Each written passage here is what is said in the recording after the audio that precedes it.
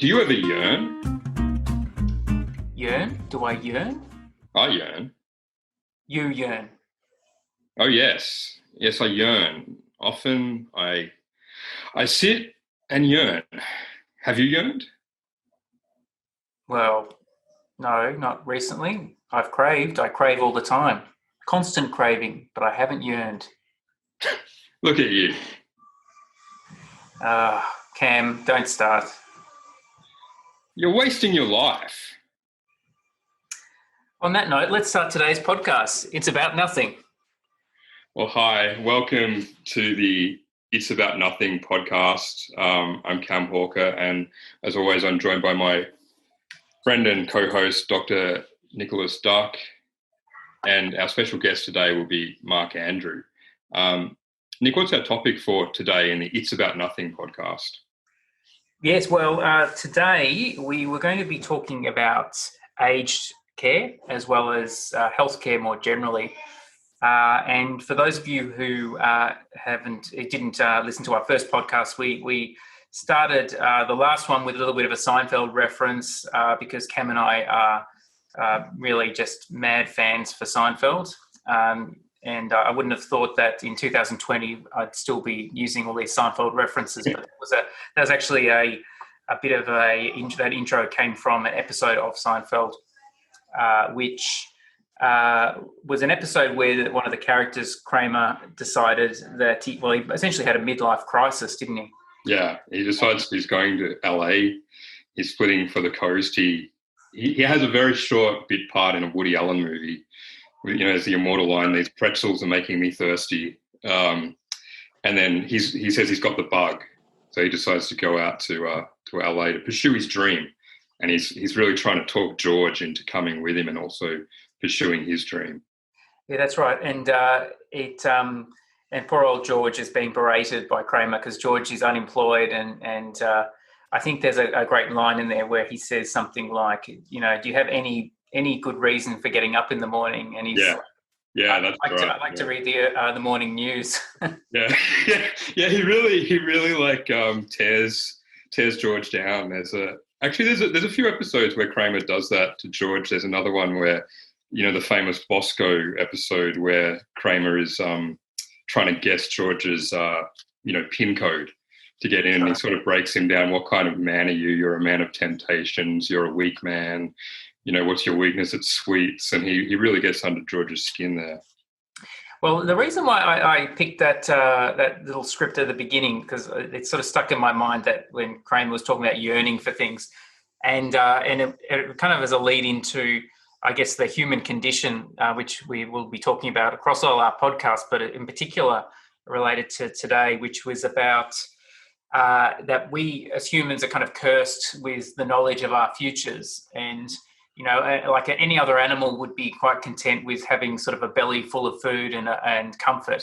But a character like Kramer, for example, really reflects something we all want, which is that we're never quite content with just having safety and stability and security, that we have these other drives in life.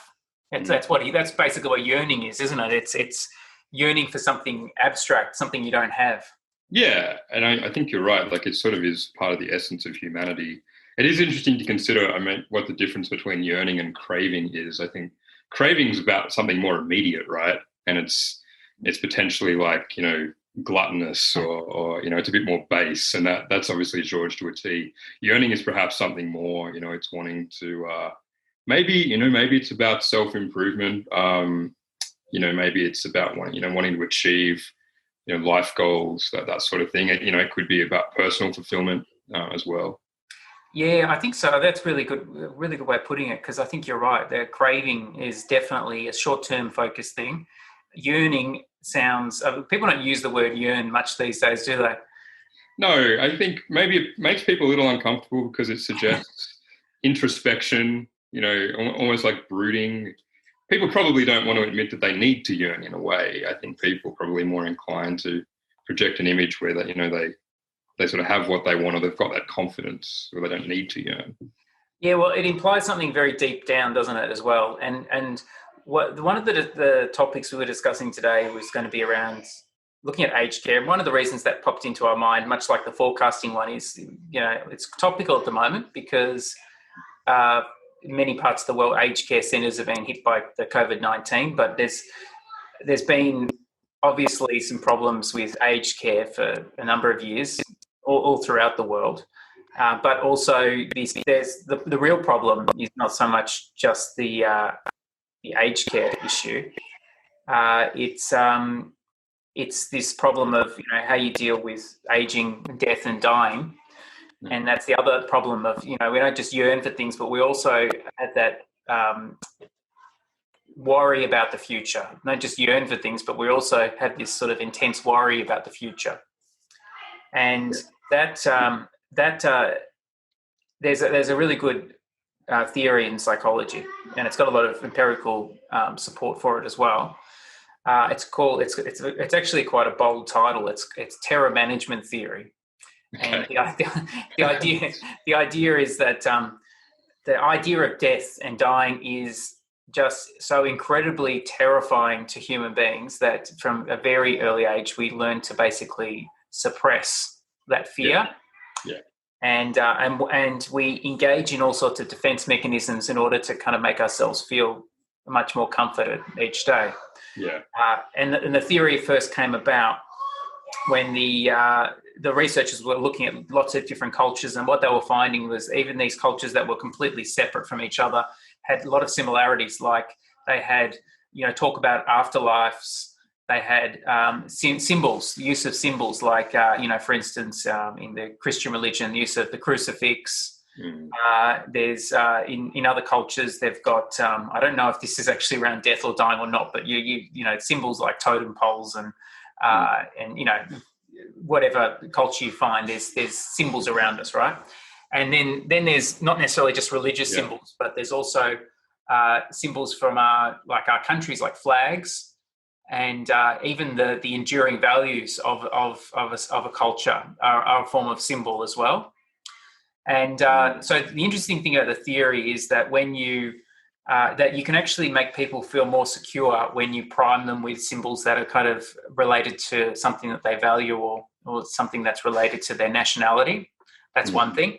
And the other thing as well is that when you make people aware of their mortality, they engage in all sorts of behaviours unconsciously that basically what they believe are aimed at restoring your sense of security. And again, it happens unconsciously. So like with all of this stuff, people quite often dismiss theories like this, saying, I'm not terrified of dying, or they might say, I don't do those behaviours because I'm scared of dying. I do it for this reason. So, for example, there was a study I always reference. I find it's kind of cute in a way, but it actually supports the theory, and it looks at tanning behaviour in people. So tanning, most doctors sort of agree that exposure to the sun, especially if you've got that kind of European skin, is related to skin cancer, and so there's a risk. So then the question is, why do people expose themselves to the sun constantly in order to, if there's a risk, why does that happen? Yeah. And the reason the researchers argued is that, well, part of making yourself feel better about your insecurities is actually your self-esteem. And one way of increasing your self-esteem is through your appearance. And so you do that through tanning. And so this particular study looked at basically telling people, reminding, and it was probably a group of undergraduate students, no doubt, but they basically said to them, look, they gave them all this information about the dangers of the sun and how it creates skin cancers and all of those sorts of things. And then they asked them, what's the likelihood this summer you'll tan? And as you'd expect, right, after being scared about the prospect of skin cancer, most of them reported that they were much less likely now to engage in that behaviour. Yeah. However, one of the other groups was distracted. So after they told them about all these terrible things that could happen to you, they then engaged them in a completely unrelated activity. And the reason why the researchers do stuff like that is that it's a way of getting people to get their mind, their conscious thoughts off the topic that they were previously on. So it distracts them from what they previously encountered. And then they asked them the same questions about tanning behaviour, and they actually found that people were more likely to tan. after they've been frightened.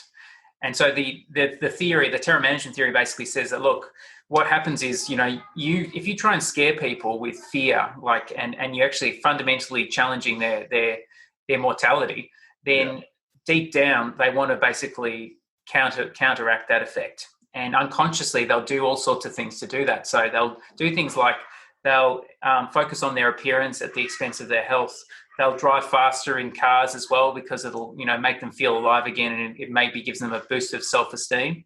Yeah, okay, that's interesting. Yeah. So lots of things like that. So so I kind of wondered, and this is one of the reasons I thought of this topic was maybe what we're doing in our society in general today is there's a lot of defense mechanisms that we put in place to kind of sanitize death and dying and those really troubling topics and getting them out of conscious awareness, because we have a really hard time managing it.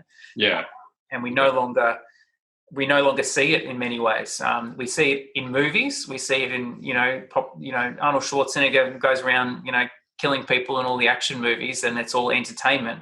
But we don't necessarily see the person dying in our homes anymore. We don't have kids. Yeah, that's a really good point, I think. Yeah. And it's partly cultural too, obviously. I think in Western culture, we tend not to deal with dying and death in a sort of planned way because we find the idea upsetting.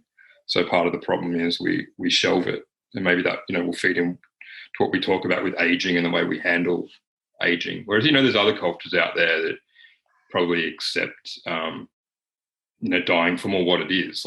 It's inevitable. It's part of life. And even in some societies, the line between, I guess, being living and being dead is a lot more blurred than it is in ours. They sort of, they have a spiritual connection and that sort of thing. The idea that the, people who are no longer with them are still with them in spirit and all that sort of thing. But we've commoditized it in some ways, I suppose.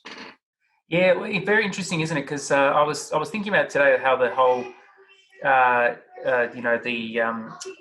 what do you call the whole industry around, basically organising the, I guess the funeral and everything. What's that called again? It's undertaking traditionally, but it's like funeral directing or that's it. Yeah, funeral exactly. industry. Yeah. And that's my first thought was that as well. I was looking at that going, what do you call that undertaking now? I don't call it undertaking anymore. Just as a quick aside, I was a while ago I was reading David Copperfield by Charles Dickens, which is a massive book, and it really is a lot of it's social satire and social commentary. And there's one scene with an undertaker who has a friend who is dying, and he really wants to know how his friend is, how he's doing. And this is a small village. There's really only one undertaker in the village, so it's inevitable that this guy is going to be the funeral director when the time comes. But it's considered taboo for the undertaker to ask how the guy is doing health-wise, because it's he's sort of speculating for business, right? So he has to go through all these other people to kind of indirectly pose his dilemma, because he can't ask directly how this person is. No, that's hilarious.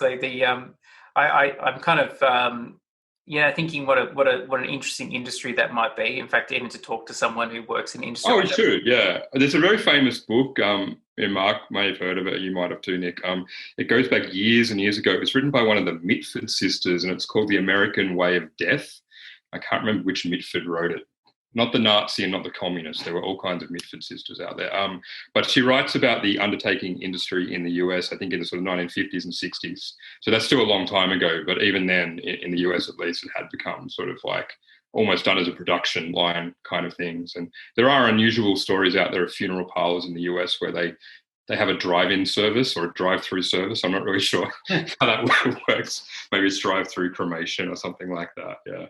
Yeah, well, it's fascinating because, you think about it, certain industries, supply and demand, and you go, well, that industry is always going to have the supply, isn't it?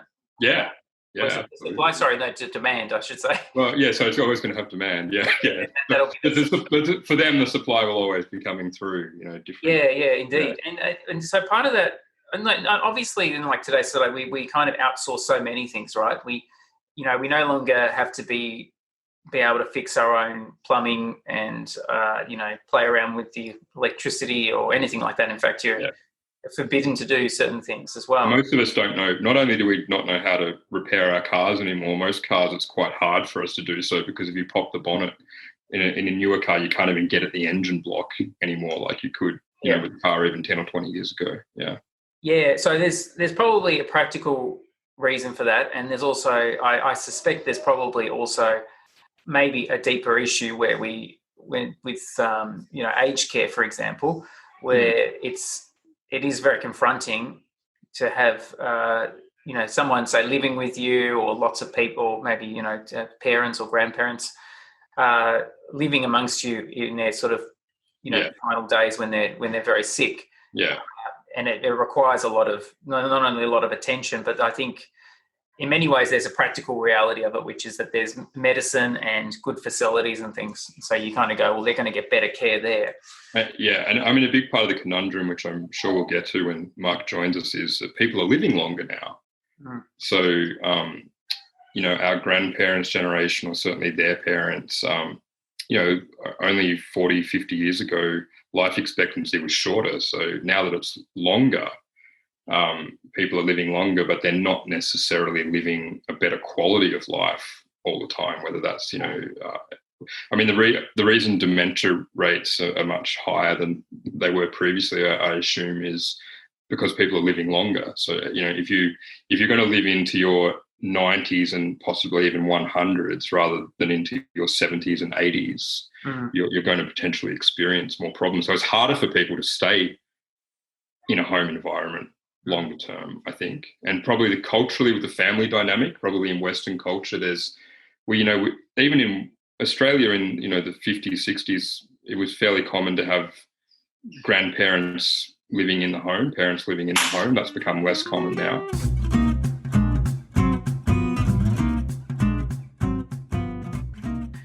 So Mark Andrew, the introduction to Mark is Mark. So for those listening who don't know Cam or I very well, a bit of I guess a brief history of me, at least initially, just so I can explain the connection with Mark. Was I'm a psychologist, but a human factors specialist, and a human factors specialist basically looks at how you design your environment to better make the best of human beings. So you're designing it so that optimizes their performance, but also reduces the chances for error. And so it's very focused on the systems, the infrastructure, the things around the person, including the social environment as well. But the things around the person to maximize their performance. And it's very different from the approach that many places often take, which is that the individual themselves is personally responsible for, making the right decisions and doing the right thing. This is a kind of a more balanced approach that looks at the whole system and says, look, the person individually does have responsibilities, but they can't do it alone. If you put someone in a coal mine and they're working, say 16 hours a day and they're hunched over all day, eventually they're going to break. And it isn't about their, ability to be able to just, mine better. You've got to think about the conditions that they work in. But essentially, human factors is very focused on systems thinking. Now, I met Mark. And Mark, I'm not sure would necessarily remember, but I met him many years ago, probably about 10 years ago. He was doing some work for us when I was working in rail, and he did this fantastic presentation, which I always remember. And it was looking at human factors, but it was really looking ultimately at the psychology of people, and also some of the really quirky and unusual things that you don't see, like just by observing, that you have to almost like pick apart, what's happening behind the scenes to really understand what's going on. And really, and looking at risk in a different way as well. And Mark is kind of known by many people in the human factors circle as being kind of I call him this actually. I often call him like sort of the godfather of human factors in Victoria or Australia, because he's kind of either directly or indirectly influenced a lot of the specialists. So without even realizing it, I think one of my mentors. We had done a lot of work with Mark, and so a lot of the stuff I was learning was probably indirectly through him. So very, very handy guy to have on board to look at a problem. a specialist in risk. He's also an engineer as well, so he's got that other lens that he can look at a problem. He's not just looking at it from a behavioural point of view. He's looking at it from, the engineering side of things as well. So what we might do is invite Mark in. Mark, are you there? Yes, I am. Thank you for that grudgingly low opinion of me. Godfather. Makes you sound somewhat menacing, but let's go with it. I know. I do remember that very early presentation at the transport regulator, because it was hallmarked by about a 40-minute delay while the technology failed. And then I went on to talk about error, which was rather ironic.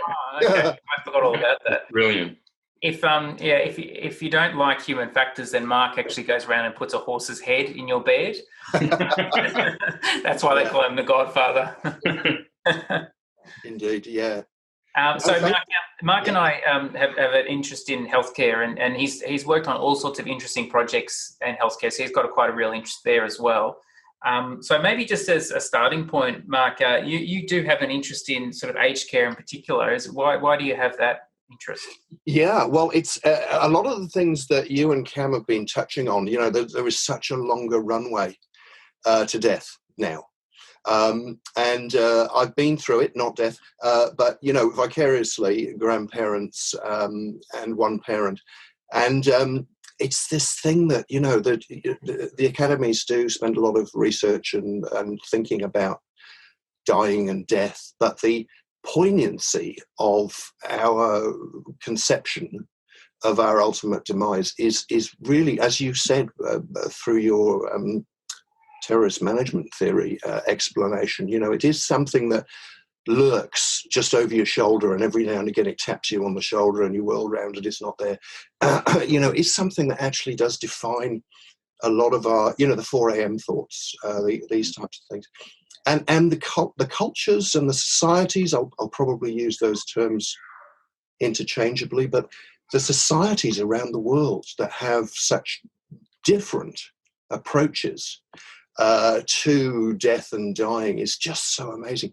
A long time ago, when I was growing up in England, I didn't realise that I was being raised as an English person, but I realised it pretty quick when I emigrated first time to Africa for 5 years, and then subsequently to Australia for the last 30 years, because societies and cultures and the culturation that you swim around in, it really is that old story of the goldfish in the water. What's water? So when my grandmother died, for example, at the age of 96, tremendous innings, I went to one of my aunties to explain, one of my grandmother's daughters, in other words, and I sat down with her. She was in her late 80s, and I said, "Oh, look, Ivy has passed away." And she said, "Oh, so when will we go and see her again?" And eventually I had to say, "No, she's dead. She's dead. She died. She's dead. She's not coming back, and we'll be working on the funeral soon."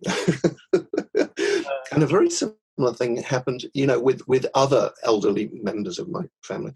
When they approached their dying, some of them actually worked as medics. And in fact, my mother was palliative care district nurse, and she helped a lot of people to die and routinely administered heroin. It's called diamorphine in the district nurses' circles, and there is a under-the-counter culture of helping people, upping their morphine, all this type of stuff. There is in this country too. I think there have been over many years. Yeah. So there's this. In other words, it's shrouded in stigma, and when you compare it to other cultures or societies, I'm always reminded of that fantastic little section. I don't know if you know much about Tom Stoppard, but he's a playwright. One of his very famous plays is called Jumpers. There's a character in it who is a professor of logical positivism.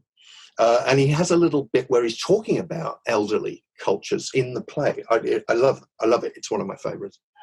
And it's a tale of two tribes. He's basically saying, well, look, if you can imagine it, there's a tribe, for example, who confer honour on their elders by buying them a little bungalow in the Mornington Peninsula, or helping them move into it. Now, there's another tribe elsewhere in the world that confers honour on their elders by eating them. Now, which is what you mean. Yeah. These two tribes will always view each other as scouts. Yeah. And will never, ever really be able to appreciate. Now, I'm lucky living in the inner west. I live in Newport in Victoria, and it's a salad bowl. It's the United Nations. You know, my mechanic is Lebanese. One of my grocers is Somali. There's two Italian sisters that run the veg shop. At one time, I had a Macedonian on one side of the neighbour and a Croatian on the other. It was, it's a real amazing thing. And when you look at the difference in the way they treat elders, family, they really are back in the 50s in terms of white European culture, because they actually have Nonna in the back bedroom. And Nonna will actually come through and watch the TV with the kids and share food. Now, later we might want to talk about things like, the lived experience of being older. Sharing food with family is such a rich part of engaging your wits, language, talking with people, the type of thing that you don't really see in nursing homes. There is a nursing home that's going up. It's nearly finished. It's just around the corner, about half a kilometre away from me. And it's been designed in the sort of Soviet brutalism style. It's a whacking great big Lego block, and it's huge. It's going to be like 200 rooms, I think. And it looks, quite frankly, as though it's been designed from the architectural school of making a filing cabinet for geriatrics. Gosh, I mean, that speaks volumes in a way. We talk about warehousing the elderly. Like, that sounds like a tangible example of it. Exactly. And just round the corner, tinged with irony, is Jeff Murcutt's award-winning mosque. Now, he's a Pritzker-winning architect, which is like the Nobel Prizes for architecture. And you literally can walk to it from... It's in Newport anyway, and it's glorious. It's just a building of sensations and colour and light. There's lots of coloured panels with light coming through.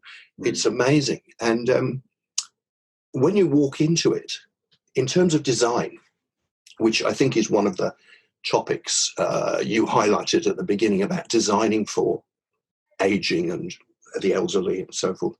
When you go into this mosque, there are areas for children and for women to meet and different types of rituals and so forth. And I was struck by it when I first saw it, because at the time there were stories about people dying in war-torn borders, for example, and particularly in the Islamic traditions, the family would go and dig the bodies up because they needed to rebury them with Islamic burial rituals and rites. They could not continue with their lives until they'd done this.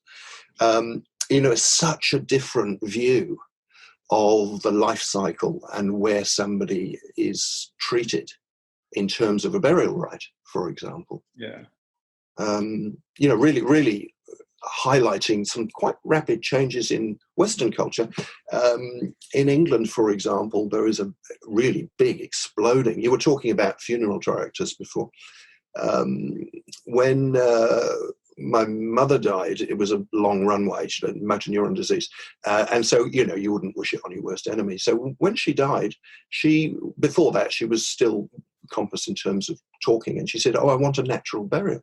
So that's exactly what we did. There's many places now, but there's a place in Bristol, and it's woods that just go for miles and miles and miles. And there's a very strong stipulation about what you can wear. People are making these decisions for you, of course. When you go, so this is burial directly into the earth, into the ground. Yeah, well, you can have a wicker casket. Yeah.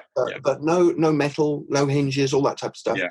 So it's a wicked casket, and what the deceased is wearing, is natural clothes, linen and cotton and so forth.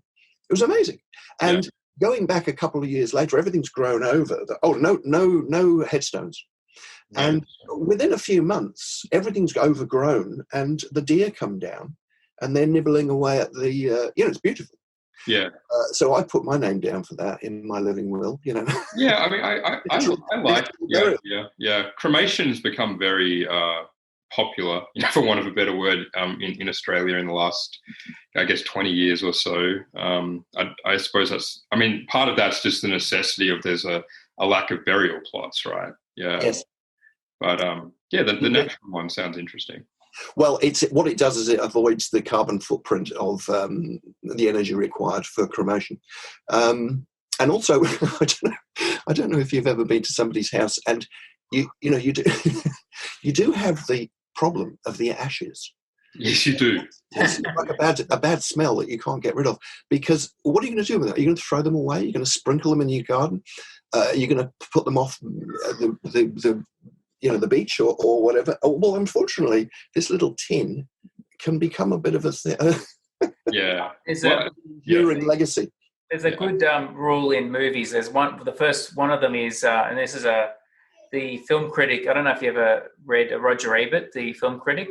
He's now died actually, but he's anyway. He was one of my favorite film critics. He has a fantastic book. In fact, I've got it down there. Your Movie Sucks is one of them. And it's all of his reviews that are really negative, and they're quite funny. Oh, yeah. He has these sort of rules that he writes, and one of them is if a character in a movie is standing near a fountain, that person will have to fall into the fountain. That's one of them. One of the other ones I thought that's probably very common is if there are ashes or an urn in a movie, then you can guarantee someone's going to knock over the urn. Yes. Or they're going to try and spread the ashes, and the ashes are going to blow back into their spaces. That's brilliant. That is brilliant. I quite like those rules of narrative. There's one by a famous writer, but I can't remember his name. But anyway, he basically says, look, if you introduce a gun in Act 1, it's better bloody go off. That's Alfred Hitchcock, I think, isn't it? I think he was the one who said that. Okay, yeah. It sounds completely compatible with his art. Yeah. Yeah, it's a very interesting thing. So, like, just going off topic for a second, but there are in other cultures. So we're very used to some of these rules in sort of the, I guess, more of the Western type films. And when I say Western, I don't mean Wild West. I mean, obviously Hollywood films. Yeah. And those rules were written in a way informally by sort of those directors like Hitchcock and others before him. Like, it's really simple things like, you often, if you see a car traveling from left to right on the screen, it has to keep driving left to right. You don't want to suddenly see it going right to left. Otherwise people think it's going the other way. Yes. Have you seen Tenet, Nick? What's that, sorry? Have you seen the new movie Tenet? No, don't spoil it for me. Yeah, I really struggle with like some of Christopher Nolan's movies very much like that's one of his. Just the way he puts them together, and very similar to like the Quentin Tarantino with the structure of the film. He plays around with the structure so much that you get lost a bit. Yeah. And it's quite good if you enjoy being lost in a movie, but if you want a simple, straightforward movie to enjoy, then you get very frustrated quite easily. Yeah. Well, he really found his obsession and has relentlessly mined it, Christopher Nolan, since Memento, because this obsession with frigging with the time narrative is a hallmark of most of his work. Almost all of them, yeah. But then there's the other rules that are broken in other sort of cultures. I just remember this back when I did visual arts back at university. They, like there'll be, for instance, if you zoom in on an object, you assume that object has some sort of importance. So like the smoking gun. But in some films that they actually do that, they actually zoom in on an inanimate object for no reason in particular. It just would happen, and you kind of go, I wonder why that is. But, all of these rules that we think are there for a reason, or they're going to tell us, are not necessarily the case. Indeed. It's a sort of contract between the director and the watcher, I think, that when it's broken, let's start off with when it's not broken. Then there's a sense of satisfaction and fulfillment there. But You know, these experimental film directors who actually deliberately break that bond, like in Blue Velvet and some other more experimental films. It's quite striking, you know, and it actually goes, oh, I'm suddenly aware of the filmic equivalent of the fourth wall. Yeah. Yes, indeed. You know, I think we get used to these things. I was thinking today, actually, that my first experience with Zoom was earlier in the year, was before the pandemic, and someone invited me to a Zoom session with all these heads there. And not that I hadn't been in a video conference before, but I'd never been sitting at home just seeing, like, say, like 60 people there. And how it was relatively smooth. Like, you know, there wasn't people dropping out and saying, I can't see you and hear you. And I just remembered at the time thinking, like, just it was hard for me to kind of grasp that all this was happening and I couldn't keep track of what was happening. But now that we've done so many of these Zoom sessions, you get so familiar and used to it that you start to pick up on other subtleties rather than the actual experience of Zoom. You're actually starting to pick up on you know, little nuances instead, because you're kind of used to the talking head now. That's all fairly commonplace. People dial in, people don't go on, people go on mute and so on.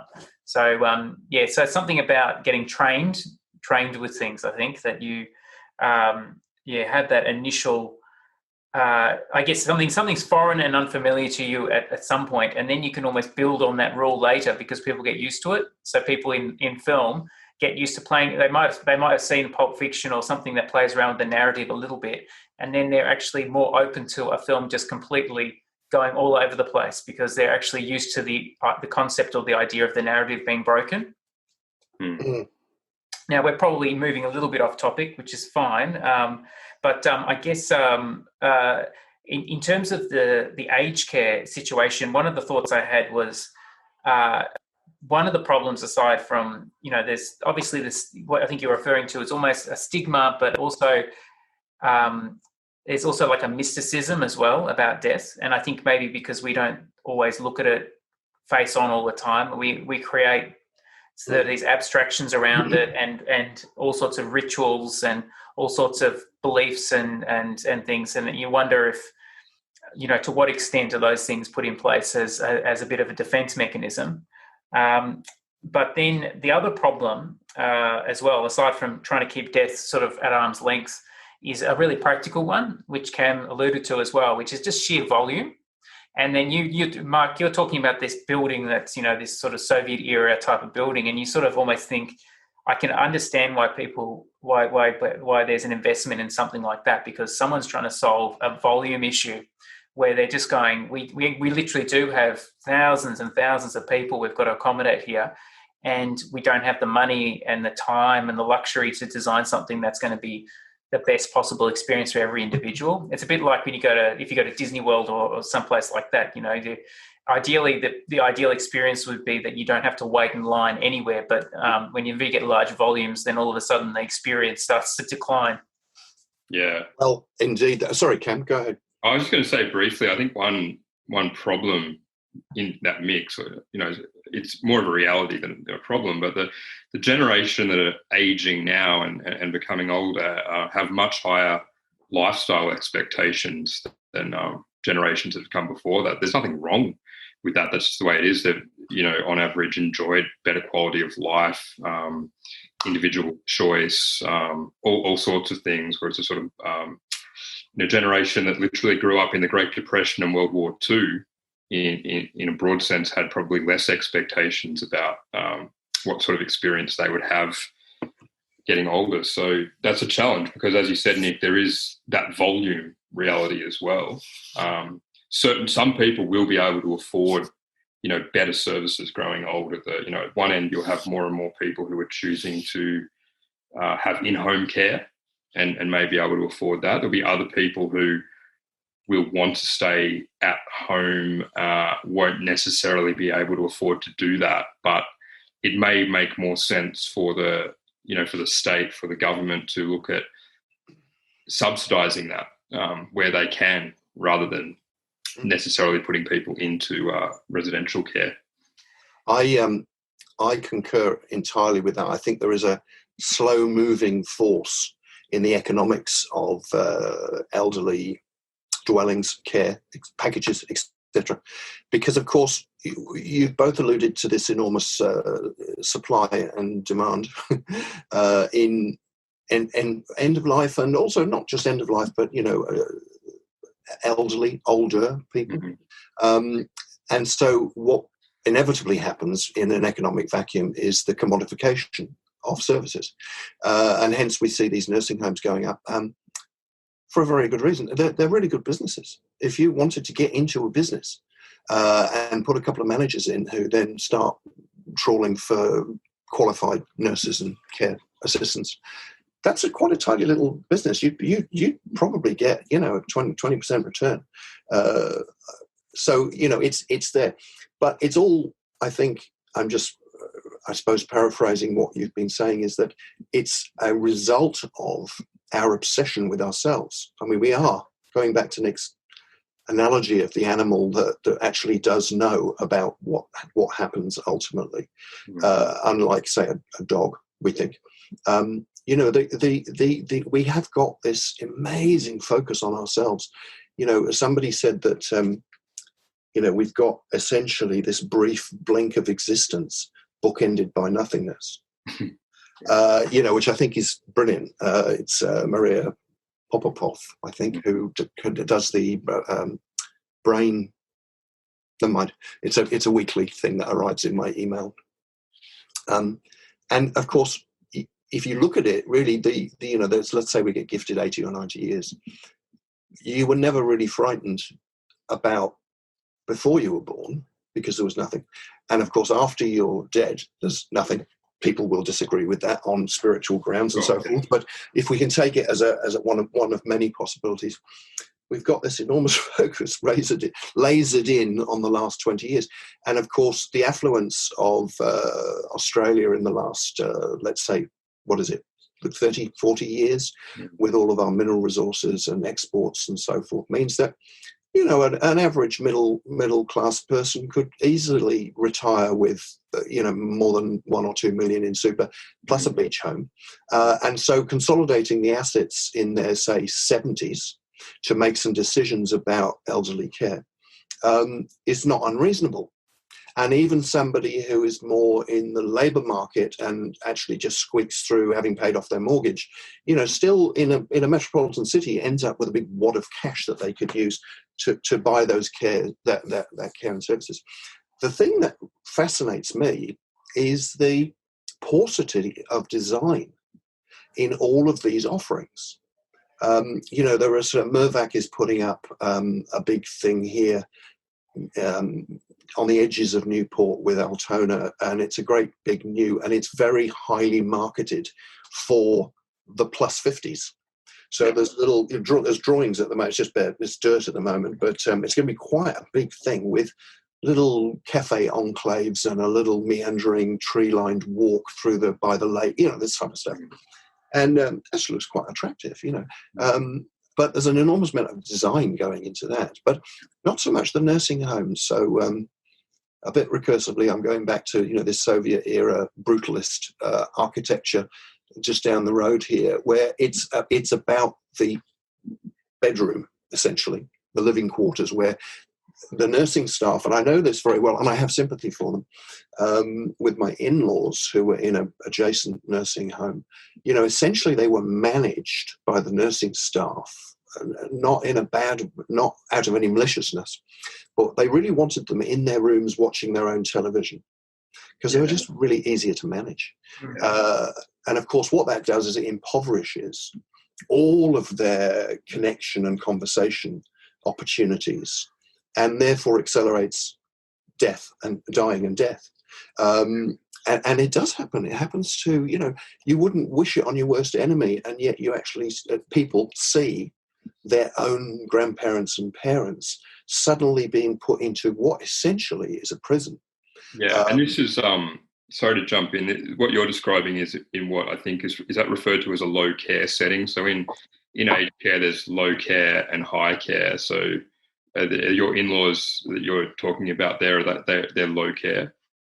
The in-laws, when they were going through their end of life, were both low care and then transitioned to high care. Yeah, which is obviously common. Yeah, I mean, it's obviously timely to touch on. There's just been a royal commission into aged care, which which obviously looked at a whole bunch of structural and long-term problems that were always there, but these have come to the fore because of some really tragic things that happened in COVID-19. And I know today's discussion isn't about that per se, but it's it's obviously something to look at. But aged care has been a problem that hasn't been addressed going back many decades in this country. It's a collective problem, and the points we've been looking at today, that perhaps we instinctively don't like dealing with some of these things. We even having conversations with our own family members, perhaps, about what sort of things they might like to plan or do going forward. They're not comfortable areas, and perhaps that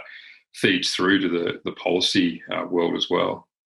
Yeah, I was thinking it's kind of a catch-22, because I think our society, because we do this sort of the aged care thing, and we also, we do other little things as well. I've noticed is that Christine, my wife, she's Greek, and they still have the open casket at the funerals. And I know people, family members who hear about that and they go, "Oh my God, I went to a funeral and had an open casket," even though it used to be pretty common. You used to actually see a person, but now you could probably go through much of your life up until a certain age not actually seeing a dead person at all.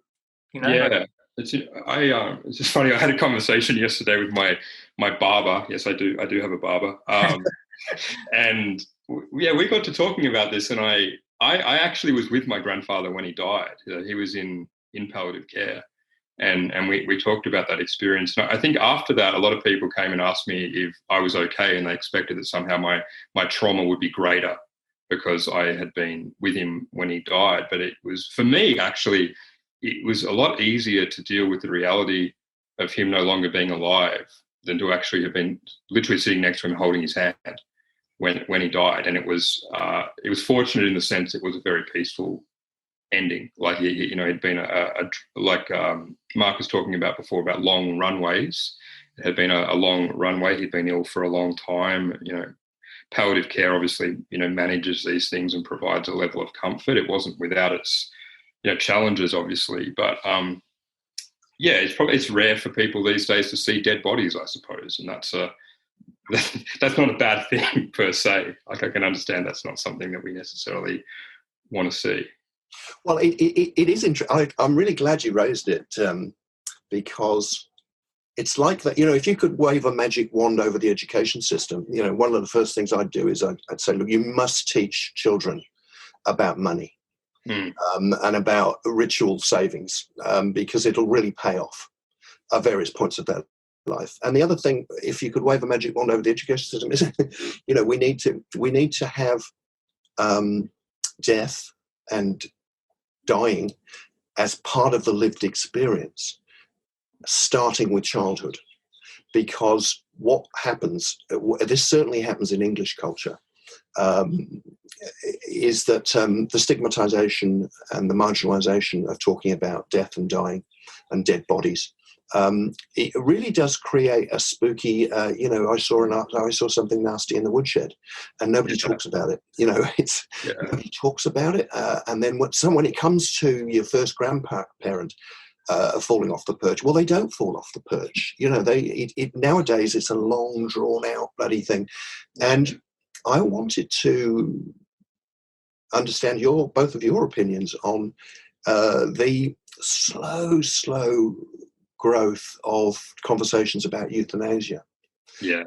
Because this is going to sound really, really bad, but I'm going to say it anyway. I'm going to talk about my pets, dogs, of which I've had many, many, many over the decades. Right. And the last couple were euthanized, and actually I found this wonderful vet, Rebecca Bug. I know you couldn't write this stuff. Rebecca Bug, who came to the house, and she explained, well, okay, what I'm going to do is it's a two-part thing.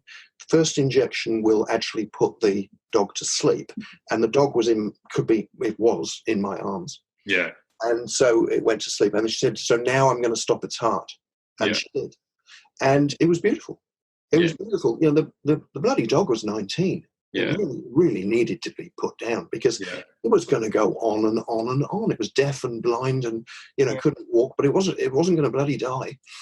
So now that's a little bit facetious saying that, but I think there is a conversation space that we need to design around assisted dying. I'm really glad that I live, not that I'm ill in any way, but when it comes time, when I'm 90 something, I'll be glad I'm living in Victoria. Because if I get something nasty, I will have access to a sweeter death than being decrepit in some bed in some nursing home. Yeah. My dad was similar to that. I think most of us. It's funny you say that actually, because I think you're right that animals. Owning animals is actually the closest gateway most kids have to death. I think it's often the first experience, definitely. Yeah, usually. And I remember Dad took our border collie off when I think I was a young adult then. We had 2 border collies, the second one, and he said, "Oh, look," it went off, and then the vet gave him a little handful of the liver treats, and as he was gobbling those down, he put to sleep, and he said, "Imagine if we human beings could have." Such a like a wonderful send off that you go to sleep having a nice meal and that's it. I think that's not liver treats, but a nice meal.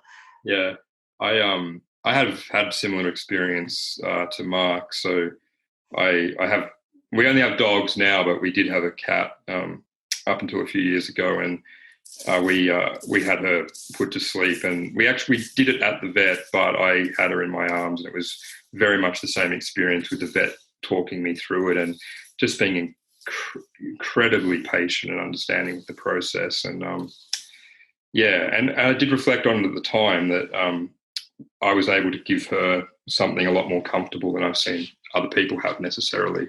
Yeah. Yeah, and to answer your question, Mark, it's a tricky one, right? I think I'm like you. I think I like the idea of having some options there at someday. I think that makes sense. In terms of whether or not it's good or bad to have it, to be honest, I don't think I know enough to understand the impact on the system, like as a whole. Like, because I think the challenge I think of it is the possible interconnectivity with other problems.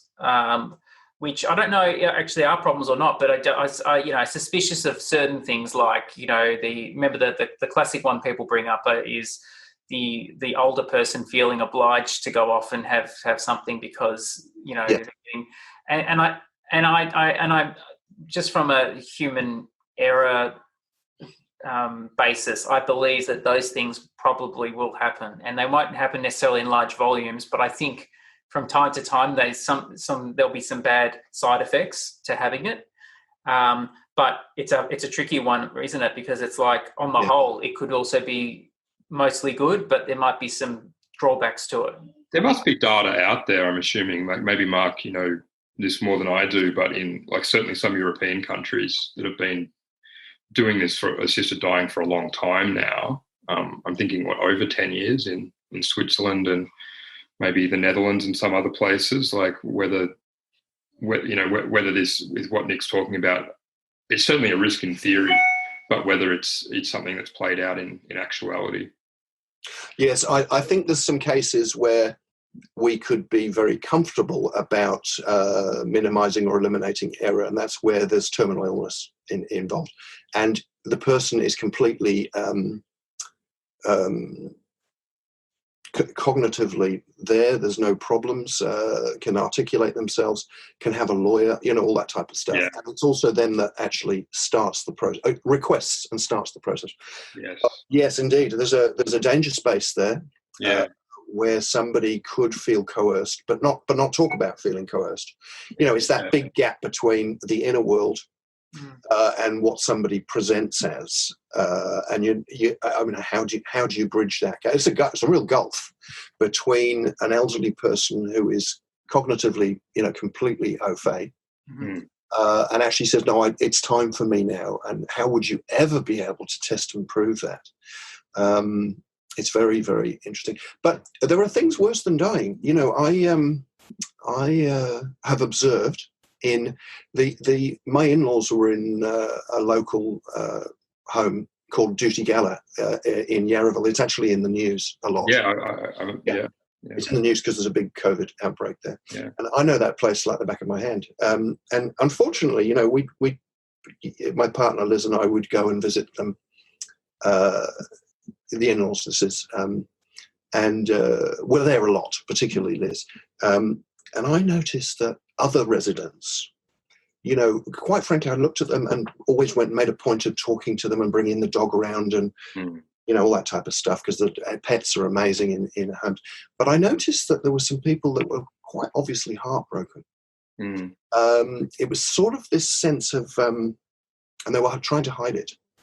But, I'd see perhaps their adults' children coming on, towing behind them a sullen teenager who was playing on their device, clearly didn't want to be there. Yeah. And they were out of there within half an hour. This is for a Sunday afternoon cup of tea type of thing. And that was it. That was their family contact. And they were heartbroken. And I tell you, I got to know a number of these people, and one way or another, they were so willing and happy to talk, particularly about the past. It was really interesting. And their experience of the past and the war years and when they first built their house in the 1930s or something like that. And I came to realize it's this old cliche in psychology that, the past is an encounter with the present. We construct memories. You guys know this much better than me, but I'm always obsessed by this idea that a memory is reconstructed, and it's an act of creation each time. Yes. And so when we bring up an old memory, it's never the same. We embellish it and we take bits away and we put cladding on it and, all this type of stuff. Yeah. And talking to elderly people in nursing homes is just so amazing. Because what you're getting is intricate details of the 1930s and the 1940s. Yeah, for example. Very true. It's almost like reading Samuel Pepys or something like that, because it's like, I had both my grandparents in aged care at different times, and I had very similar experiences what you're describing. I'd go and visit them and see people who never have visitors at all, and seeing other people who have, maybe really cursory sorts of visits. And so a lot of the people I was talking to maybe had varying levels of dementia, but of course the way the human mind works is that the memory in the past can be very, very vivid and often, sharply vivid. There was one lady I recall who would often be sitting on a stool because she believed herself to be waiting for a tram to take her to North Melbourne, and you'd have a conversation with her and she could go into really intricate detail about, this sort of going to a butcher, going to a baker, visiting her aunt, talking to her brother, like sort of presumably the 1940s or 1950s, sort of detail of Melbourne life. There's living history right there. Well, and you use the word vivid. It's amazing, isn't it? Because what we've been talking a lot about the problems, and the demands of aging and elderly people and all that stuff.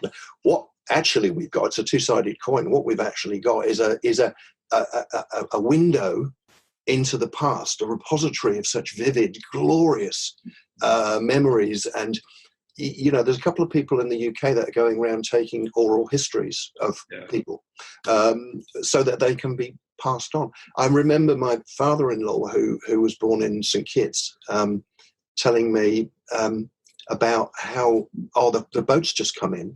I need to get down to the pier so that we can get the freshest fish. Just amazing. And then describing in detail what type of fish and what he was going to do with it and all this type of stuff. It's just amazing. So there's a light in there in the darkness, which is that I wonder whether we actually really appreciate in terms of family culture. Well, I had the experience once of my grandmother mistaking me for her brother Jack, great uncle Jack. She believed it was sort of on leave during the war, and I just found it much more amenable to sort of go along with that, and not say much but let her talk. And it's interesting with his great uncle Jack. I never actually met him. He died before I was born, but I was told so many stories about him growing up that he felt very much alive to me. I have like young cousins who I'm quite close to, who are the great grandchildren of my grandmother, who unfortunately they didn't meet each other because she passed on before they came along. But it's very important for me to tell them stories about her and their great-grandfather as well, so that they grow up with a sense of who they were. Because I think people lose that quite a bit. Yes. Like, there's often people you talk to, obviously they know their parents and that, but they may have not had the experience of knowing their grandparents, and those stories just don't get passed on in a big way. They don't know where their grandparents were born or what their grandparents did with their lives and that sort of thing.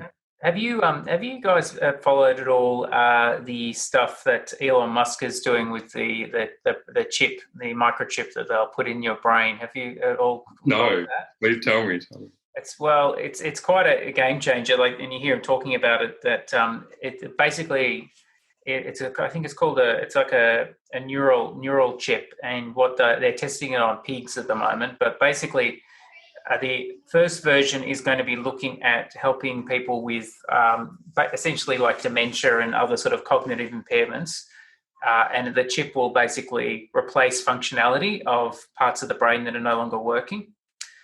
So that's one thing. So that's an issue, not an issue, but a great opportunity, of course, to address a really big problem in old age, and that he believes, at some point, probably in the next 20 years, people will have freely available. And when they're given the choice between losing their memories and having the ability to hold on to them, most people will sign up for something like that. But the other thing, of course, it could potentially do, so they're testing it right now. This is Tesla. I think it's Tesla. I don't know if he's got it under a different brand or something, but it will also, conceivably, will help you basically access your memories, access the internet, do anything, like have an immediate interface. And the way he described it is very, very interesting. He was basically, what his argument was, because a lot of people are likely to be quite frightened of this idea of us merging with technology and becoming cyborgs, essentially. So that's the whole definition of cyborg. But his argument is we already are cyborgs. We've got a computer, a smartphone that we are absolutely connected to, and that we interface with our thumbs. So his argument is it's just you're getting rid of the thumbs and you're just putting the interface directly. I don't think it's the same thing, but yeah, I mean, it's I mean, I can turn my smartphone off. I mean, I'm probably not going to, but yeah, to me, at least psychologically, it's not the same thing. Under this sort of technology, could you potentially erase certain memories? Yeah. So that brings up a fascinating question. Like, imagine all the bad memories in your life, be it, heartbreaks, disappointments, whatever. Would you choose to remove? Well, you're in the realm of what's that film? Sunshine, the Eternals. Yes. Eternals. As I was saying this, I was trying. Yeah. We are moving into science fiction way, aren't we? Or science fiction becoming science fact. But science fiction, has an uncanny and accelerating propensity to become real life. Yeah, well, if you haven't seen the Black Mirror series on Netflix, it's worthwhile watching it. Most of the time, it looks at the issues with advanced technology, and one of them is definitely around. There's a few on memory, and using implant to cycle through your memories and searching through your memories to find clues and all sorts of things. If they're and essentially what we're describing now, we're talking about some pretty heavy topics like euthanasia, people aging, losing memories. I mean, you guys are talking a lot about the memories and how valuable they are. And they are, because you think about how much investment there is in one human being, and it's not just investment in money and so on. It's the time investment, the experiences and the knowledge that they harvest throughout their lifetime. And then aside from, passing it on to, through books and through stories and things, we basically, it extinguishes all the time. We just lose all of this valuable information. Yes. And if indeed there is some sort of interface with technology, then it really is we actually are entering into interesting territories where we may not actually die, because if you can essentially get your consciousness into some sort of technology, or you can get an interface, then some of the problems we're having today, when we're the ones who are talking about aged care and all these other things, we might be living in an era where people look back in 100 years, 200 years from now and go, wow, isn't it terrible about those people who used to actually die and they lose their memories? Yes. I thought of the brains from Futurama, like the brains in a jar in Futurama, and we just need to find a new host body, presumably. And Yeah, well, it's interesting, isn't it? And then you can imagine the problems of the future, right? Will be very different ones, completely different ones. If you take away death, dying, and aging, and other things, then what kind of problems they're dealing? We probably couldn't even imagine what it would be like. Well, I can see that the lawyers will be rubbing their hands in glee because as you unburden physical ailments from an older person and start to concentrate on cognition and memories, you start to get all of these disputes about, was that memory valid? Did it have high fidelity? Because, of course, memory, as we said before, is an act of creation. And there are differences of opinions. A lot of the facts we know about the past are because the winners wrote the history, all this type of stuff. But I would like to, if we have time, introduce perhaps a completely contrary scenario. And that is that we think that there's going to be more and more people and that there's going to be growth, relentless population growth. Well, James Guyer, James Lovelock, you know him because he came up with the Gaia hypothesis. Mm-hmm. He's still around in England. He's a very revered scientist. And he actually has a scenario where we sort of peak population-wise in the next few decades at about 11 billion, and then we start to go down. And he says it's not unreasonable to hypothesize a scenario where we get back down to 2 or even 1 billion people.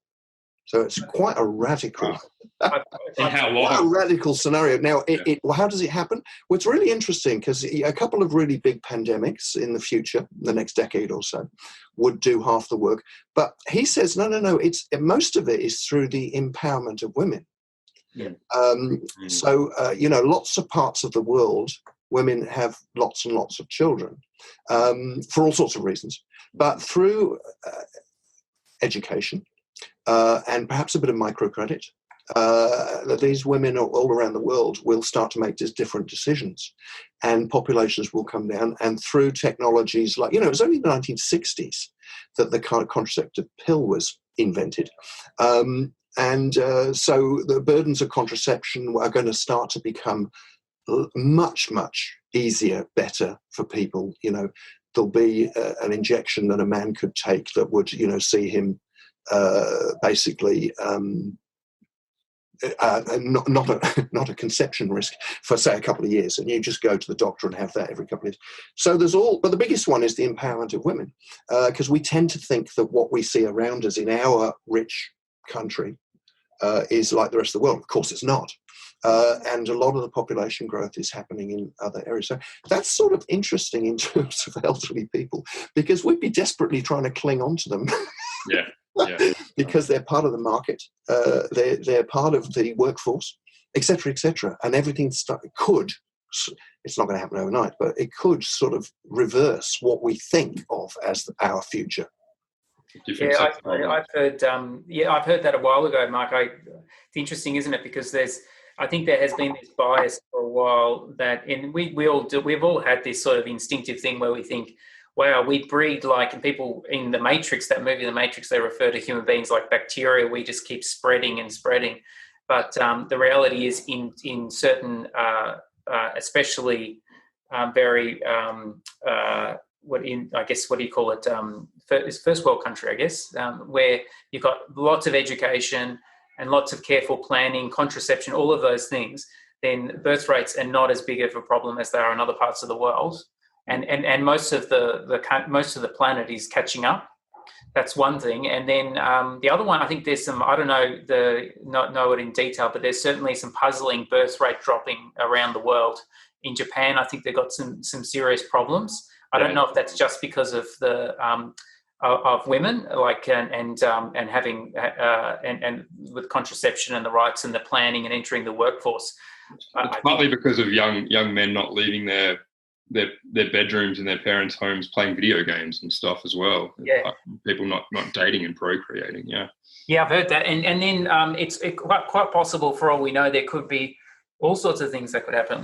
For all we know, however it happens, maybe birth rates just go down because people aren't able to have kids as well as we could before. And people are obviously doing it later as well, like in Australia, certainly in a lot of other first world countries. So how that feeds into it.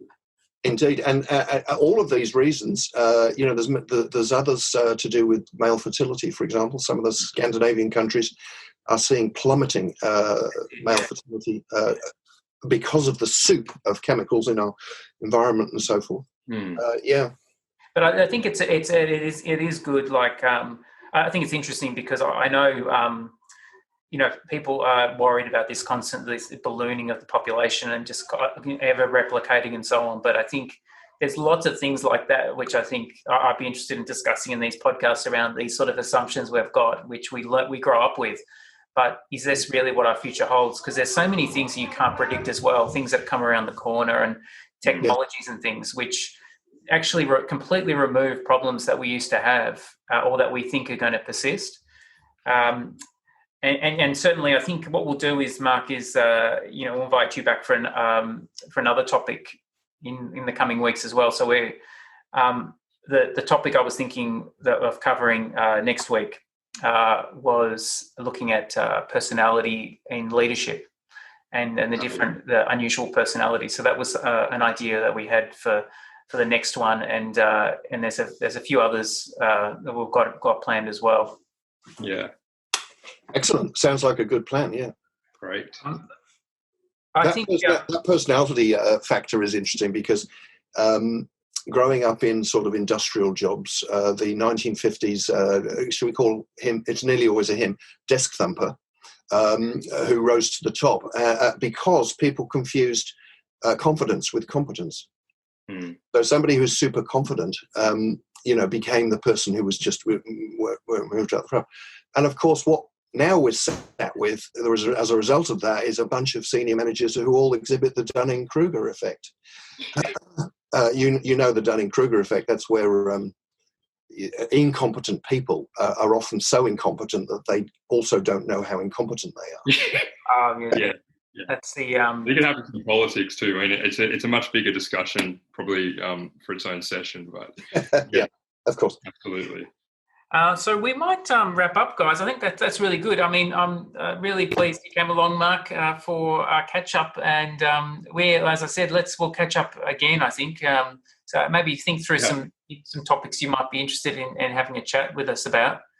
Tremendous. Well, thank you very much for inviting me. It's been a fascinating hour or so. I've learned a lot. Thank you very much. Yeah, well, we've covered almost the whole spectrum here. And I think I said in the first podcast, Cam, if you talk long enough, you end up talking about death. And in this case, we actually planned it in a way, didn't we? So I can't really. It started with death, actually. Yeah. It's like a text exchange on Facebook, isn't it? If you go long enough, eventually somebody brings up Hitler. Yeah, that's right. That's the other one. Yeah, that's right. Well, there you go. That actually is almost like a self-fulfilling prophecy then, the way that came into the conversation. Yeah. Thank you, Mark. Thank you. All right. Thanks for joining us, Mark. We'll catch up soon. Thank you. Excellent. Bye, folks. See ya. Bye. So, Cam, we'll wrap up now. So, I think last week we were discussing what we're watching, what we're reading, and I know you were discussing the octopus. What was it called? The Octopus Teacher. That's right. Yeah. Actually, this week I have one. It's a reading one, and it was partly inspired by last week we were talking about rereading and rewatching. So I decided to go back to my own bookshelves and sort of have a look at some of the books I've already got. And one that sort of caught my eye is a collection of short stories called Beware of God. And it's by a guy named Shalom Oslander. And there's a little story actually behind my purchasing the book. So I was in San Francisco back in 2006. I think I was on my way to doing my year of university exchange study over in Washington, D.C. And I had a few days in San Francisco, and I visited the City Lights bookstore, which is I think it's still there. It's a very famous bookstore. It was owned by a guy called Lawrence Ferlinghetti, who was a contemporary of Jack Kerouac and Allen Ginsberg and the whole, that beat movement. So it was a really iconic place. And Beware of God. Shalom Oslander has an Orthodox Jewish background, so the stories really play on that, and they're kind of relevant to what we've been talking about today, of themes of death and dying and the afterlife. And one of the stories is actually about a chimpanzee who achieved self-awareness. So this kind of came to mind at the beginning of our conversation before, when we were talking about yearning and that sort of thing. This chimp, Bobo, the self-hating chimp, wakes up one day and suddenly has sort of like evolved in a big step, and is capable of self-awareness, but and all these thoughts and things, but also ends up feeling shame. So previously hadn't felt shame, so and is unable to relate to the other chimps ultimately. So sounds like the experience is really a great one. What's that?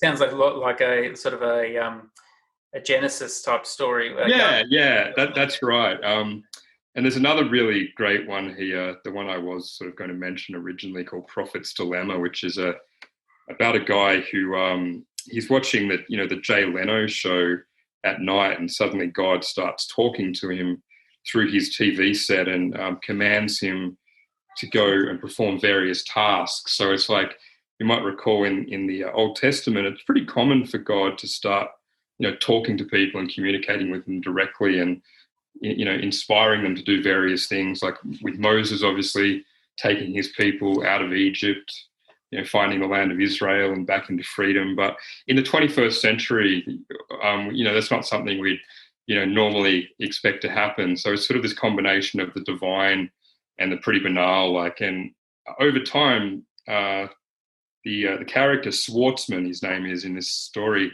he gets really fed up with God bothering him sort of late every night while he's trying to unwind watching Leno. And firstly, it's, build me an altar in your backyard and sacrifice a goat. And in sort of suburban Long Island, this is quite a difficult thing to do. So he has to go to Home Depot and find all the materials to build an altar. He has to locate a goat.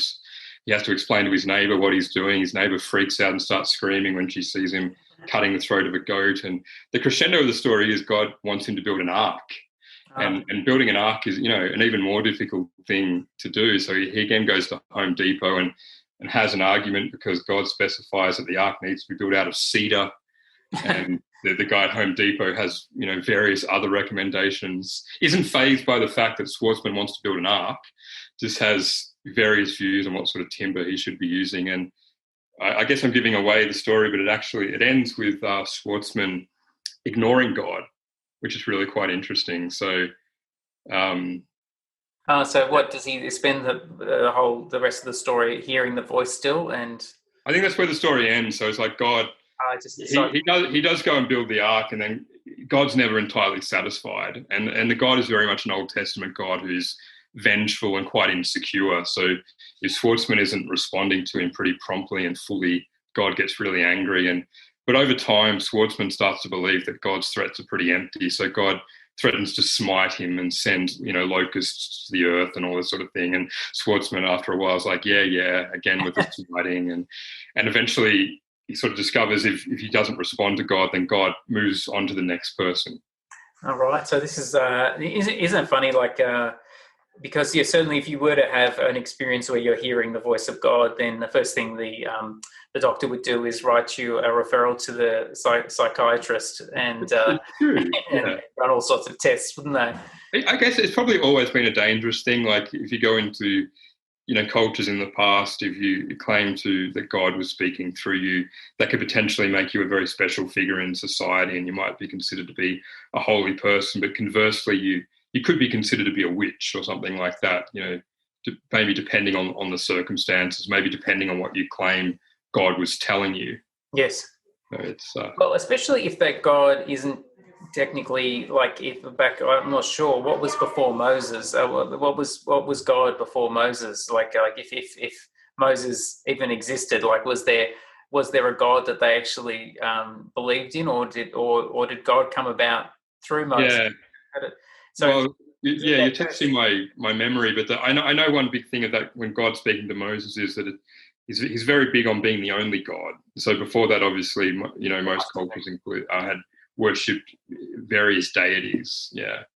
Yes. Well, I do. I kind of understand the idea of why you think there's a God, aside from the world and the universe around you. But you could imagine the earliest humans sort of looking up at the sky and seeing the sun burning down and thinking, "Gosh, that must be some sort of entity or something keeping us alive. Look at it; it's this big burning ball of fire that seems to be in the sky." You can kind of appreciate that, can't you? I think so, yeah, and the natural world more broadly, absolutely. And then it probably feeds into what we're talking about before, the afterlife. There's like a natural desire, regardless of what your spirituality is. You may have beliefs, you may not. The idea that your loved ones go on to something else, and that you will go on to something else yourself in due course is well, it's a comforting idea if you're assuming they're going to go to a good place, I suppose. But in a lot of belief systems, there's a good place and potentially a bad place, not all. Do you think that people like Richard Dawkins, for example, have like just a really small part of them which thinks maybe there is something, but they just would not ever say it, because I wonder, like, I guess if you're someone like Richard Dawkins, you kind of parked yourself into a bit of a corner there, because, there's a difference between agnosticism and atheism, right? They're quite, speaking personally, I probably categorize myself more in the agnostic space rather than the atheist space. Well, I think Dawkins says he technically is agnostic because I think he says that technically, but and I think his thought is, I can't remember if I've remembered this correctly, but it was something along the lines of that.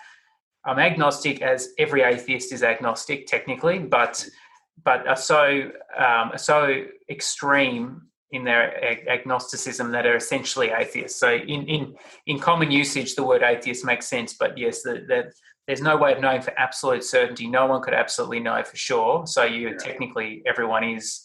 Yeah, I mean, the irony is, I think Dawkins has been accused of peddling a religion by his critics, like almost like trying to sell atheism.